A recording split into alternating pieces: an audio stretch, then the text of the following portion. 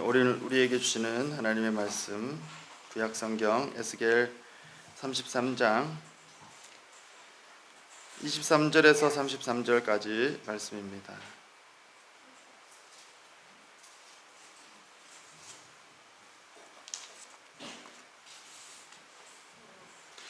23절부터 33절까지 한 절씩 교독하신 후에 마지막 절 함께 읽겠습니다. 여호와의 말씀이 내게 임하여 이르시되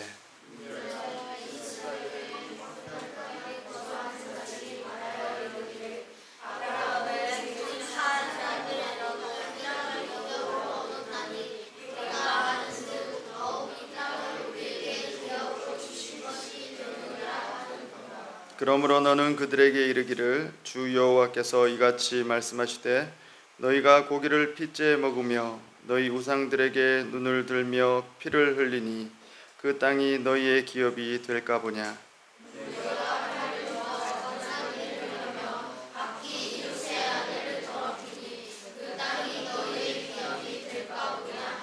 너는 그들에게 이르기를 주 여호와께서 이같이 말씀하시되 내가 나의 삶을 두고 맹세하노니 황무지에 있는 자는 칼에 엎드러뜨리고 들에 있는 자는 들짐승에게 넘겨 먹히게 하고 산성과 굴에 있는 자는 전염병에 죽게 하리라.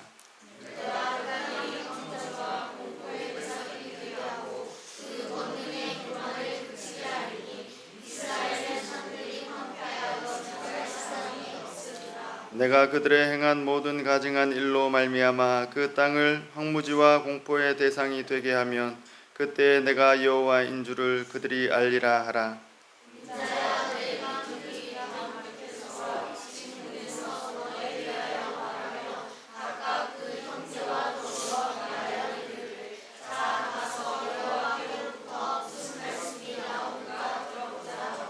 백성이 모이는 것 같이 내게 나오며 내 백성처럼 내 앞에 앉아서 내 말을 들으나 그대로 행하지 아니하니 이는 그 입으로는 사랑을 나타내어도 마음으로는 이익을 따름이라.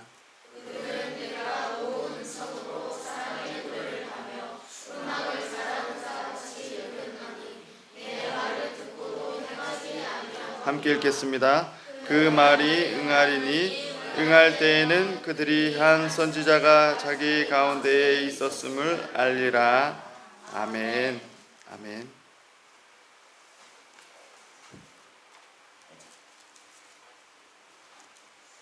할렐루야. 아멘. 우리 앞뒤로 또 인사하겠습니다. 잘 오셨습니다. 예. 반갑습니다. 예. 교회에서 보니 더 반갑습니다. 네. 우리 지난주부터 에스겔서 함께 살펴보고 있는데요. 지난주에 말씀드렸다시피 에스겔서는 주전 한 590년에서 70년 사이에 바벨론 땅에 머물고 있던 원래는 제사장 출신의 에스겔에게 하나님의 말씀이 임하셔서 또 선지자로 하나님의 뜻을 전하게 하셨습니다.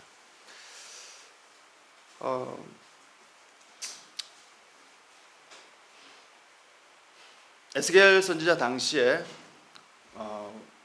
하나님의 성전이 예루살렘에 있을 때에 그 성전이 무너질 것이다 또는 그 성전이 사라질 것이다 라고 생각한 사람은 아무도 없었습니다. 여러분 한번 생각해 보십시오. 이 구약 시대에 하나님의 성전이 그들 가운데 항상 있었는데 하나님의 성전이 사라진다 또는 무너진다라고 생각하는 사람이 있었을까? 여러분 다시 따지고 보면 구약에 나타난 그 성전, 솔로몬에 의해서 지어진 그 성전, 그 성전은 하나님의 임재가 떠난, 하나님의 임재가 나타나지 않는 그런 성전이 되었을 때 그것은 돌무더기가 되었습니다. 그 성전 안에는 지성소가 있고 그 지성소 안에 법궤가 있고 법궤 위에 시은좌 하나님께서 은혜를 베푸시는, 하나님께서 좌정하시는, 하나님의 임재가 나타나는 그러한 것들이 있지 않습니까? 여러분, 만약에 구약에 나타나는 그 성전 가운데 하나님의 임재가 떠났다고 생각해 보십시오.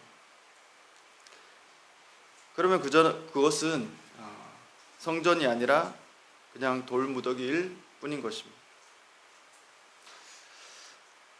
에스겔 당시에 그러한 일들이 있었다는 거예요. 하나님의 임재, 그것은 어떻게 보면 성전을 성전되게 하고 하나님의 백성을 하나님의 백성 되게 하고 하나님의 뜻이 하늘에서도 이루어진 것처럼 땅에서도 이루어지게 하는 일인 것입니다. 하나님의 임재가 없다면 그것은 더 이상 성전이 아닌 것이죠. 오늘 33장 에스겔서 말씀인데요, 우리가 읽었던 그 23절 앞부분에 21, 2절에 이렇게 되어 있습니다. 예루살렘으로부터 한 도망한 사람이 너무나도 놀라운 소식을 알려줘요. 이 포로들이 바벨론 땅에 머물러 있는 이곳에, 에스겔이 머물러 있는 이곳에 에스겔 선지자에게 그 도망해온, 예루살렘으로부터 도망해온 한 사람이 어떤 소식을 전하냐? 예루살렘 성이 함락되었다는 거예요. 21절에 예루살렘에서부터 도망하여 온 자가 내게 나와 말하기를 그 성이 함락되었다. 여기서 그 성은 예루살렘 성이죠. 성뿐만 아니라 그 성전이 회파되었습니다. 여러분, 이 예루살렘 성 그리고 예루살렘 성전, 그것이 무너지는 사건, 그것은 이 이스라엘 백성들, 남유다 백성들에게는 있을 수 없는 일이었어요. 여러분, 한번 생각해 보십시오. 이들은 오랜 시간 동안 하나님의 백성이라는 이름을 갖고 있어요. 하나님을 부르는 백성이에요. 아브라함부터 해서 모세와 여호수아, 사무엘과 다윗, 상상할 수도 없는 놀라운 일들을 경험한 하나님의 백성이라는 이름을 갖고 있어요. 그들에게는 눈앞에 성전이 있고, 그들에게는 율법이 있고, 법궤가 있고, 하나님의 약속이 있어요. 그런데 그 하나님의 이름으로 지어진 성전, 그것이 무너지고 회파되고 다 파괴되었다. 아마도 이 남유다 백성들 그렇게 생각했던 것 같아요. 하나님은 우리를 끝내 버리지 않으실 거야. 하나님은 절대로 무너지지 않으셔. 우리를 버리시지도 않을 뿐만 아니라 저 성전은 무너지지도 않을 거야. 이렇게 생각했던 것 같습니다. 설마, 정말 과연 도저히 그런 일이 있을 수 있을까? 그렇게 끝까지 믿었던 것 같아요. 그러니까 우리가 아는 대로 이 바벨론의 침공이 3차에 걸쳐서 일어날 때까지 이 3차 침공 때 이 예루살렘 성전이 다 회파되지 않습니까? 그들은 그렇게 반응을 하지 못했던 것 같아요. 어쩌면 저들에게는 또 한 가지 이상한 믿음이 있었던 것 같아요. 하나님은 나를 버리시지 않아. 하나님은 자기 백성을 버리시지 않는다. 로마서의 주제이기도 하죠. 사도 바울이 9장, 10장, 11장 그 뒤편에 가보면 로마서에 하나님이 자기 백성을 버리실 수 있는가? 거기에 대해서 질문하고 답을 합니다. 어쨌든 이 선택받은 선민의식에 사로잡혀 있는 이 남유다 백성들의 입장에서는 상상할 수 없는 일이 일어났어요. 바벨론의 침공에 의해서 끝내 지켜주실 거라고 믿었던 이 성전, 그리고 이스라엘 민족, 나라가 다 무너지. 표면적인 이유는 그렇습니다. 시드기야 왕, 마지막 왕이었던 시드기야 왕이 처음에 친바벨론 정책을 펼쳤잖아요. 그러다가 잘 따르는 것 같이 하다가 어느 순간 친애굽 정책으로 돌아섰어요.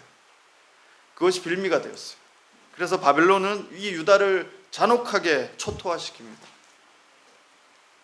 그 여세를 몰아서 애굽까지 나아갑니다. 애굽을 무너뜨립니다. 그때까지도 이 남유다 백성들은 선지자들의 소리에 귀를 기울이지 못했어요. 그러한 정황이 우리 오늘 읽었던 말씀 속에 잘 나타납니다. 24절 이하에 이렇게 되어 있습니다. 인자야, 이 이스라엘의 이 황폐한 땅에 거주하는 자들이 말하여 이르기를 아브라함은 오직 한 사람이라도 이 땅을 기업으로 얻었나니 우리가 많은즉 더욱 이 땅을 우리에게 기업으로 주신 것이 되느니라 하던도다. 여러분, 이 사람들은 뭔가를 착각하고 있어요. 아브라함은 한 사람일 뿐이었는데도 하나님이 그에게 약속으로 주시고 이 땅을 기업으로 주셨는데, 우리는 수많은 하나님의 이름으로 된 백성들이 있는데 더 이 땅을 주시지 않겠느냐. 착각도 유분수지. 너무나도 큰 착각을 하고 있어요. 그런데 하나님은 이렇게 말씀하시죠. 25절 26절 너희가 고기를 핏째 먹으며 너희 우상들에게 눈을 들며 피를 흘리니 그 땅이 너희의 기업이 될까 보냐. 너희가 칼을 믿어 가증한 일을 행하며 각기 이웃의 아내를 더럽히니 그 땅이 너희의 기업이 될까 보냐. 이게 하나님의 말씀, 하나님의 뜻이에요. 하나님의 생각과 이스라엘 백성들, 남유다 백성들의 생각이 너무나도 달라요. 하나님이 선택하셨고 하나님이 부르셨고 하나님이 거룩해 하신 하나님의 백성이라는 그 사실은 여전히 있지만, 그럼에도 불구하고 이들의 생각과 하나님의 생각이 너무나도 달라요. 이들은 하나님이 아브라함에게 주신 것, 아브라함 한 사람에게 주신 것 우리에게 더 주실 것이 아니냐. 어떻게 보면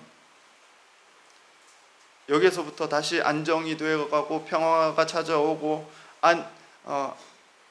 자신들의 선택받은 그 하나님의 구원, 하나님의 선택이 회복되지 않겠느냐, 그렇게 생각했는지 모릅니다. 그런데 하나님의 생각은 달라요. 우상과 가증한 일을 행하는 너희에게 있을 것은 심판과 징계와 멸망밖에 없다는 거예요. 여러분, 이 선민의식 안에 굉장한 착오가 한 가지 있었습니다. 그게 뭐냐면, 오늘 우리의 믿음 가운데에도 그 비슷한 오류를 범할 수 있는데, 하나님께서 우리에게 자유를 주셨어요. 하나님께서 우리에게 죄와 사망의 권세로부터 자유를 주셨어요. 근데 그 자유를 가지고 죄를 짓는 일에 우리가 사용한다면 그것은 하나님의 뜻과는 거리가 있는 거예요. 죄를 짓는 자유를 우리에게 주신 게 아니라 죄로부터의 자유를 주셨어요. 우리는 그것을 때때로 오해하고 착각할 때가 있어요. 그래서 내가 무슨 짓을 해도, 내가 어떤 일을 해도 하나님의 구원, 그것과 상관이 없는 것처럼 자신을 돌아보지 못하는 그런 오류가 있어요. 하나님께서 우리에게 주신 자유는 그런 자유가 아니에요. 죄로부터의 자유, 그것이지 죄를 짓는 데 필요한 자유가 아니라는 거예요. 사람들의 생각과 하나님의 생각, 이 당시에 이 유다 백성들에게도 동일하게 적용이 됩니다. 하나님의 생각과 이들의 마음은 너무나도 달랐어요. 왜 그들은 하나님의 생각을 이렇게 이토록 알아보지 못하는가? 하나님의 마음을 알고 하나님과 동행하고 그렇게 할 수 있었을 텐데 왜 이렇게 하나님의 뜻을 곡해하고 있는가? 27절에서 29절 말씀에 보면 이렇게 말씀하세요. 하나님께서 내 삶을 두고 맹세하노니 저들이 황무지에서 또 들에서 산성과 굴에서 죽을 것이다. 그리고 28절에 보면 중요한 말씀을 하는데, 황무지와 공포의 대상이 되게 하고 또 뭐죠? 그 권능의 교만을 그치게 할 것이다. 여기 교만이 나오는데 권능의 교만. 이 권능의 교만이 뭘까? 이게 찾아보니까 게온 우즈라는 단어인데, 세속적인 모든 힘, 세상에서 기반된 세상적인 것들로부터 나타나는, 유래하는 모든 힘, 세속적인 힘, 거기서부터 어떤 자기의 존립의 기반을 삼는 그런 사람들, 그것이 교만이라는 거예요. 그것이 그들이 근거하고 그들이 의지하고 그들이 자랑하고 있는 그 모든 것, 그 근원에, 그 기저에 있는 그 교만, 그것을 그치게 하겠다. 그때야 비로소 29절에 있는 것처럼 내가 여호와인 줄 그들이 알 것이다. 사랑하는 여러분, 왜 이스라엘 백성들은 이토록 하나님의 뜻을 못 알아듣고 있을까? 아까도 얘기했지만요, 저들에게는 율법이 있어요.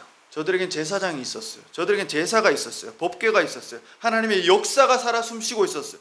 우리 성지순례 가보셔서 아시지만 이스라엘 땅 밟는 곳곳마다 하나님의 역사 아닙니까? 구약의 성경이 고스란히 살아있는 증거되는 그 유물과 유적과 그 현장들이 있는 곳이 그 이스라엘 땅 아닙니까? 그들은 살아 숨쉬는 그 현장을 보면서도 왜 하나님의 뜻을 제대로 헤아리지 못하는가? 그뿐이 아니에요. 이들에게는 하나님께서 선지자들을 보내셨습니다. 오늘의 주제인데, 하나님께서 끊임없이 하나님의 뜻을 나타내기 위해서 선지자들을 보내셨어요. 직접 말씀하셨어요. 알아들으라고 말씀하셨어요. 선지자들을 통해서. 한 명이 아닙니다. 여러 명을 보내셨어요. 하나님의 마음을 알려주셨고 하나님의 계획과 뜻을 알려주셨어요. 왜 알아듣지 못할까?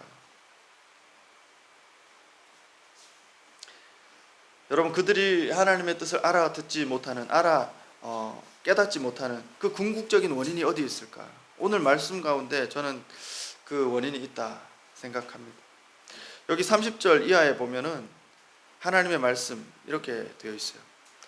인자야, 내 민족이 담 곁에서와 집 문에서 너에 대하여 말하며. 너는 누구죠? 선지자 에스겔.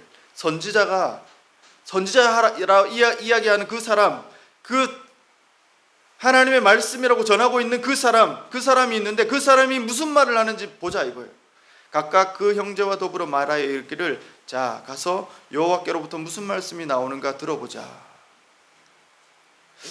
이게 굉장히 좋은 뜻 같잖아요. 좋은 뜻. 하나님의 말씀, 어떤 말씀이 있을지 들어보자. 정말 기다리는 그런 심령으로, 하나님 말씀 앞에 엎드리는 그런 심령으로 지금 나오는 뉘앙스가 아닌 게 분명하죠. 너무 분명해요. 무슨 말씀이 나오는가 들어보자. 어떻게 보면 그 태도, 겉모습은 하나님의 말씀을 들으러 나오는 것 같아요. 좀 옳은 태도인 것 같아요. 근데 그 이면에 31절에 보면, 이 백성이 모이는 것 같이 내게 나오며 내 백성처럼, 나의 하나님의 백성처럼 네 앞에 앉아서 너의 말을 들으나 그대로 행하지 아니하니 이는 그 입으로는 사랑을 나타내어도 마음으로는 이익을 따름이라. 하나님께서 정확하게 지적하고 있어요. 하나님의 백성인 것처럼 선지자 앞에 앉아서 그 말을 듣고 있지만 그대로 행할 마음은 1도 없다는 거예요. 그 말씀을 따라 살고자 하는 그 마음은 1도 없다는 거예요. 그 본심은 무엇입니까? 선지자의 입으로부터 나오는 그 말씀이 그냥 듣기 좋은 사랑의 언어, 그냥 달콤한 그런 언어들처럼 들려지기를 원하는 거예요. 그리고 속마음은 그저 내 눈앞에 있는 이익, 내 눈앞에 있는 현실적인 도움이 되는 일들, 그것들을 끊임없이 추구하고 있기 때문이라는 거예요.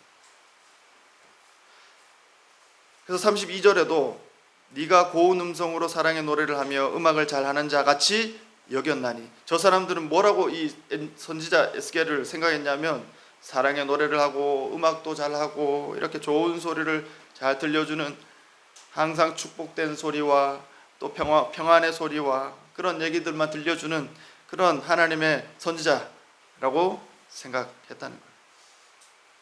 그러면서 내 말을 듣고도 행하지 아니하거니와. 33절, 그 말이 응하리니 응할 때에는 그들이 한 선지자가 자기 가운데 있었음을 알리라. 하나님께서 다 아시고 계세요. 어쩌면 이 남유다 백성들, 그들 가운데 하나님의 성전이 있었고 제사장이 있었고 제사가 있었지만 그들은 종교적인 행위에 젖어 있었어요. 그저 종교적인 행위에 따를 뿐이었어요. 그들의 본심은 하나님을 찾는 마음, 하나님의 말씀이 자기의 생명과 같은 마음, 하나님의 말씀 앞에 자기의 전 존재를 드리는 마음, 그런 마음으로 지금 나온 게 아니라는 거예요. 그런 마음으로 하나님의 말씀을 헤아리려고 한 생각이 아니라는 거예요. 저들의 속마음, 진심은 눈앞에 보이는 이익, 그것이 탐욕일 수도 있고 눈앞에 좋아 보이는 것일 수도 있고 어쩌면 오늘날 우리의 모습처럼, 저와 여러분의 모습처럼 그런 현실적인 것들, 현실적인 필요, 그것들을 따라 움직이는 그런 한계에 불과하다라는 것입니다.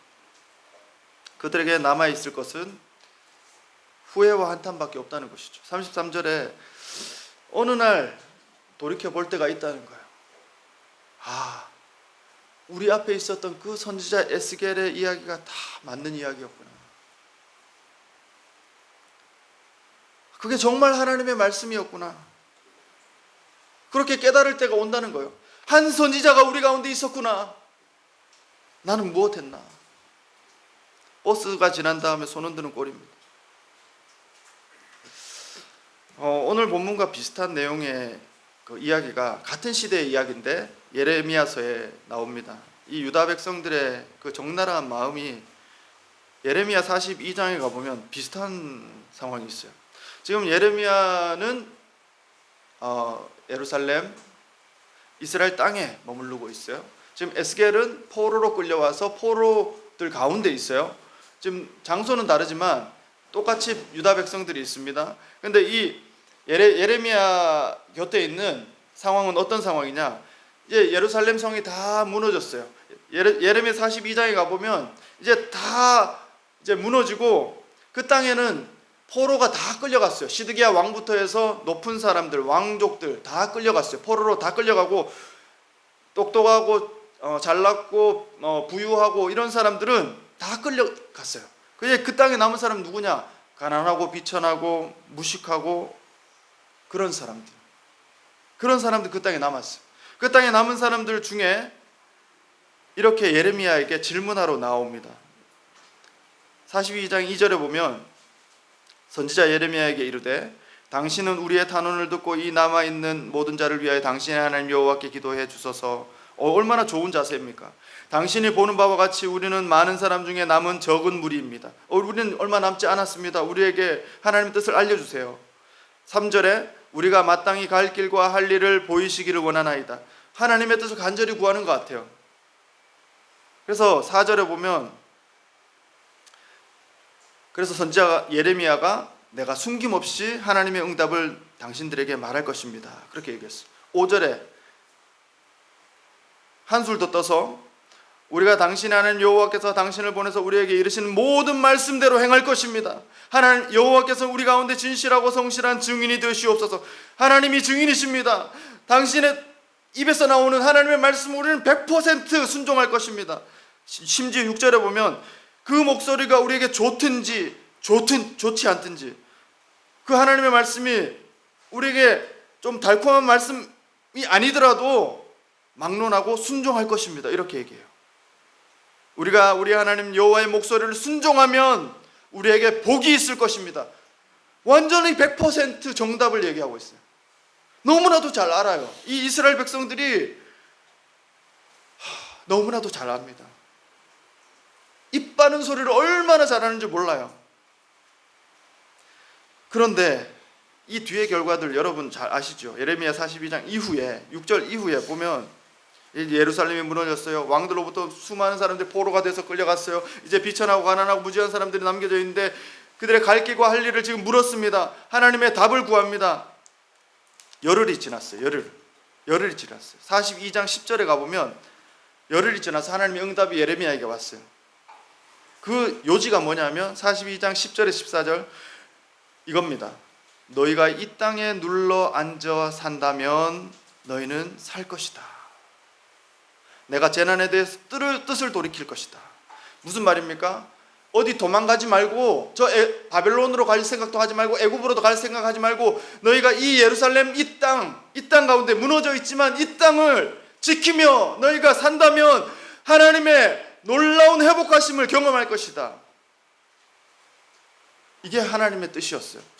13절에 근데 예레미야에게 한 가지 말씀을 더 하셨죠. 만일 너희가 여호와 하나님의 말씀을 복종하지 않고 이 땅에 살지 않기를 원한다면, 그리고 전쟁도 없는 것 같고 나팔 소리도 들리지 않는 것 같은 저 궁핍함도 당하지 않는 것 같은 저 애굽 땅으로 들어가 살려고 한다면 잘못될 것이다. 하나님이 명확히 예레미야에게 얘기하셨어요. 헷갈릴 게 없어요. 하나님의 뜻은 언제나 헷갈릴 게 없어요. 너무나도 명확해요. 헷갈리기 시작한다면 그것은 나의 욕심 때문인 거예요. 너무나도 명확하게 예레미야 선지자에게, 그리고 자기들이 얘기했잖아요. 눈에 보이기 좋은 대로 내가 따르는 게 아니라 우리가 듣기에 안 좋은 얘기일지라도 우리는 순종할 것입니다. 그러면 복이 있을 것입니다. 그렇게 얘기했잖아요. 근데 이 결과를 여러분 아시죠? 이 이 남아있던 사람들, 이 질문을 했던 사람들이 어떻게 됩니까? 결과적으로 애굽 땅으로 다 내려가요. 애굽 땅으로 다 내려갑니다. 그리고 부득이하게 예레미야도 따라가요.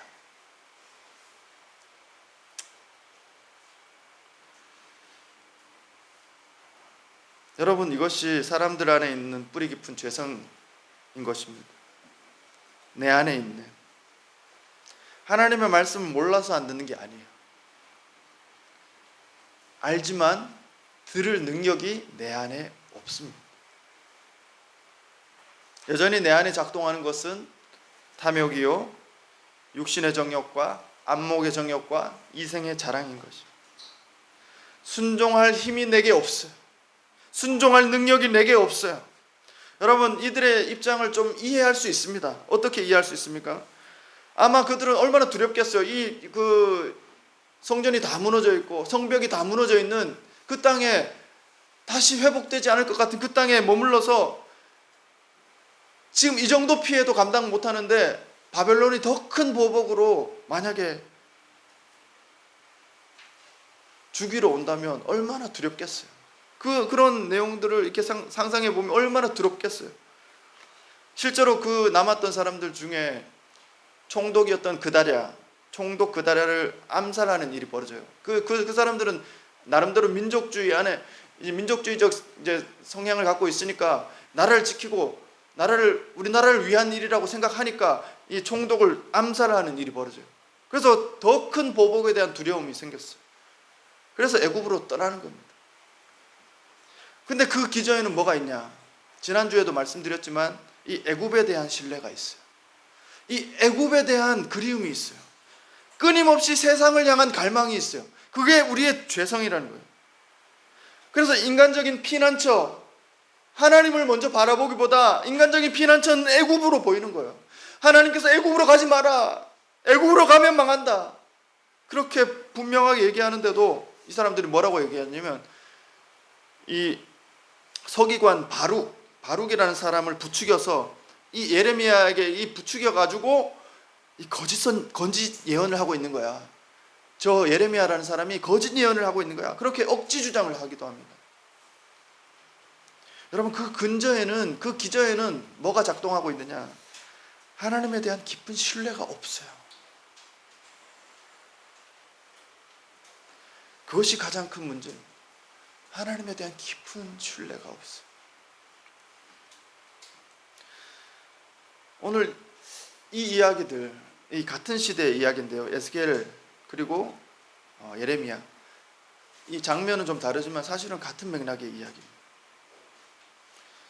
이런 이야기들 속에서 우리는 우리 자신을 발견하게 됩니다.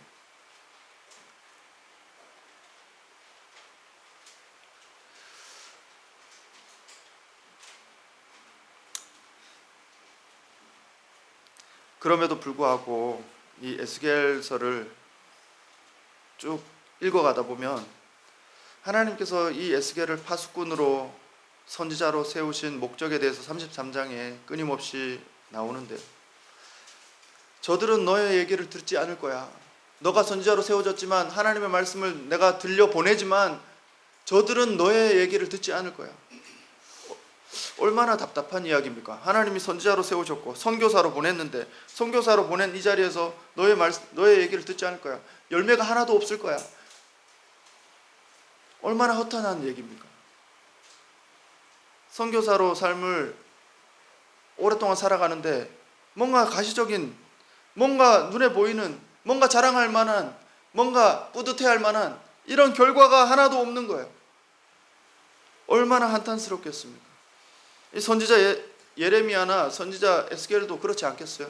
하나님의 말씀을 맡았고 하나님의 말씀을 전했는데 끊임없이 변화가 되지 않는 거예요. 무기력해집니다. 무기력해져.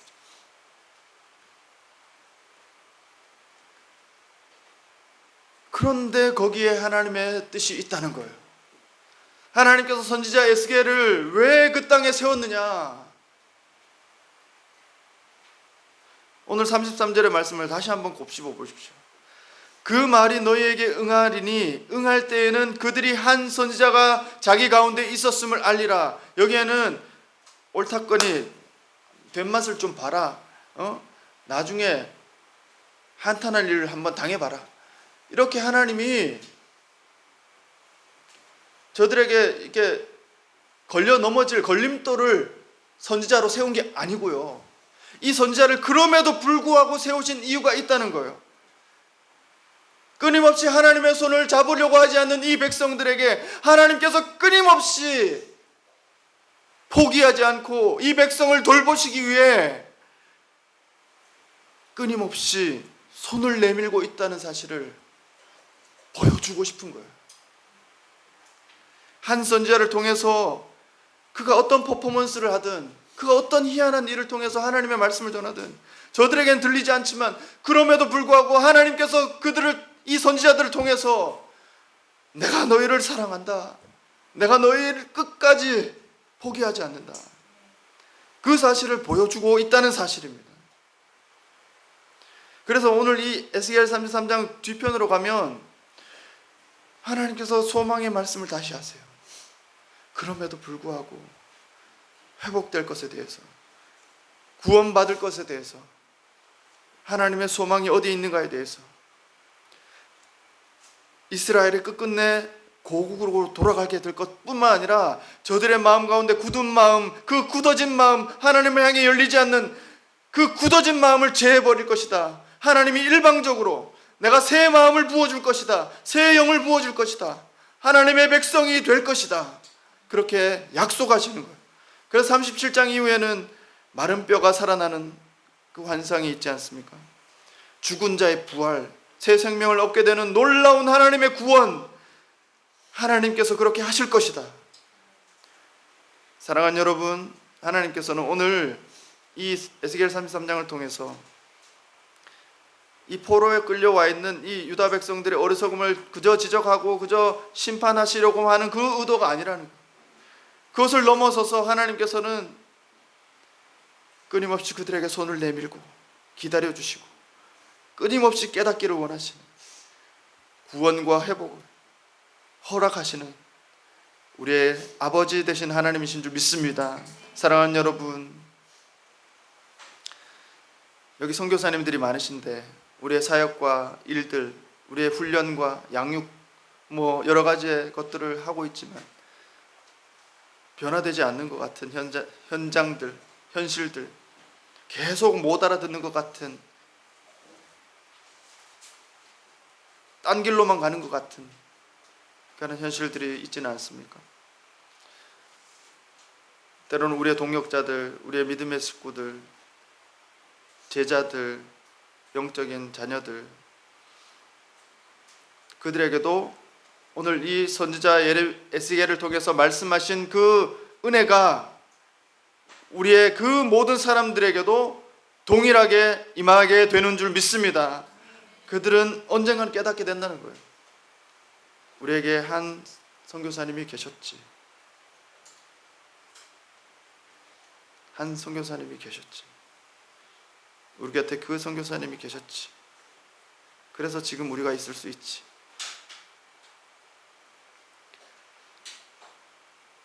참으로 하나님의 은혜와 오래 참으심과 그 인도하심에 감사할 수 있는 저와 여러분이 되실 수 있기를 축원합니다.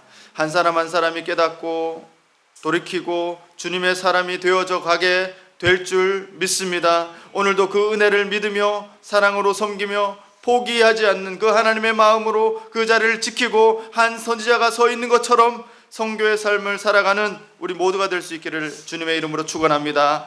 기도하겠습니다. 하나님 아버지, 오늘도 하나님의 말씀을 듣고 심령을 새롭게 하시니 감사합니다. 때때로 이스라엘과 남유다 백성들 보면서 저들의 모습 속에 우리의 모습을 발견합니다. 믿음 없고 신실하지 못하고 듣는 것 같이 하다가도 끝내 자기 뜻대로 살아가고자 하는 우리 자신에게 하나님 성령을 부어주셔서 말씀이 들려질 뿐만 아니라 새 마음과 새 영으로 살게 하여 주시고 하나님의 신실하심으로 우리가 나음을 얻고 고침을 받게 하여 주시옵소서. 우리의 곁에 선교사가 있었고 우리의 곁에 선지자가 있었고 우리의 곁에 하나님의 말씀을 가진 우리의 누군가가 있었음을, 그 은혜가 있었음을 감사와 감격으로 받아들일 수 있는 우리 모두가 되게 하여 주시옵소서. 감사하며 예수님의 이름으로 기도합니다. 아멘.